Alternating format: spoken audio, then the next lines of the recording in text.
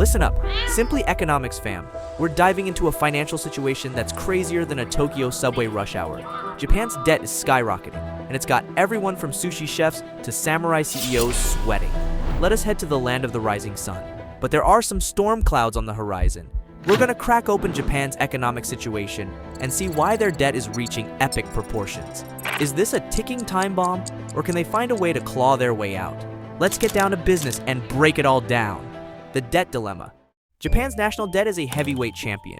As of 2023, it sits at a whopping 266% of GDP, which means the government owes more than 2.5 times the total value of everything produced in the country each year. That's the highest ratio among developed nations, leaving many wondering if this economic sumo wrestler is about to take a tumble. How'd we get here? A trip down debt memory lane. To understand the present, we gotta rewind a bit. Buckle up for a crash course in Japan's debt journey. It all started in the 1980s, when Japan was booming. Real estate prices were soaring, and everyone felt like a high roller. But then, in the early 90s, the bubble burst. The stock market plummeted, and property values went belly up. Banks were left holding the bag of bad loans, and the whole economy went into a tailspin. That's when the government stepped in knight in shining armor style, with stimulus packages and bailouts. The idea was to jumpstart the economy, but there was a catch. All this spending added to the national debt, the aging elephant in the room. Fast forward to today, and Japan faces another challenge, a rapidly aging population. Fewer young people means a smaller workforce and less tax revenue. On the flip side, there are more retirees needing Social Security and healthcare, which puts even more strain on the government budget. Imagine a delicious bowl of ramen, but with a much smaller portion of noodles and a mountain of broth. That's kind of what Japan's fiscal situation resembles. So, what's the big deal? Why should we care? Here's the thing. High debt is a burden. It limits the government's ability to invest in infrastructure, education, and healthcare. Think of it like trying to build a bullet train with one hand tied. It's possible, but less efficient. High debt can also lead to higher taxes or cuts in social programs. Imagine if that bowl of ramen suddenly came with a hefty price tag or disappeared altogether. But wait, there's more. If investors lose confidence in Japan's ability to repay its debt, interest rates could soar, making it even harder for the government to borrow money and creating a vicious cycle.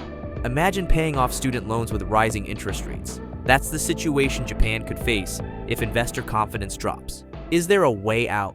A glimpse of hope, maybe? Now, before you hit the panic button, there are some reasons to be cautiously optimistic.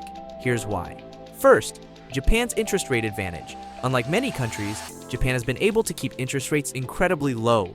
This makes it cheaper for them to service their debt, kind of like getting a super low interest rate on your credit card. Second, the savings powerhouse. Japanese households have a high savings rate, which means there's a lot of domestic money available to buy government bonds. This keeps demand high and interest rates low. It's like having a piggy bank overflowing with yen. And third, the Abenomics experiment. Since 2013, Japan has been trying to stimulate the economy with a policy called Abenomics. It involves a mix of increased government spending, quantitative easing, where the central bank buys government bonds, and structural reforms. The jury's still out on its long-term impact, but it's an attempt to address the situation, like trying a new recipe to revive your taste buds. Challenges and solutions. Despite these bright spots, there are still hurdles to overcome. Here are some potential solutions being discussed. Number 1, fiscal consolidation. This means the government needs to find ways to cut spending or raise taxes, or both. This can be unpopular, but it's a necessary step for long-term stability. Number 2, economic growth. A stronger economy would generate more tax revenue and make it easier to manage the debt. This could involve encouraging innovation, promoting exports, and attracting foreign investment. Imagine growing your income so you can afford a bigger apartment, or a nation paying down its debt with a booming economy. And number 3, Social Security reform. Japan needs to make its social security system sustainable, despite a shrinking workforce. This could mean raising the retirement age, means testing benefits, or increasing worker contributions. It's like adjusting the recipe to ensure everyone gets a fair share. What do you think about Japan's debt situation? What are some other potential solutions? Let's keep the conversation going in the comments below. Perhaps you might want to find out how Japan lose 10 years of economic progress. Just click the image on the screen. Thanks for your support. See you on the next one.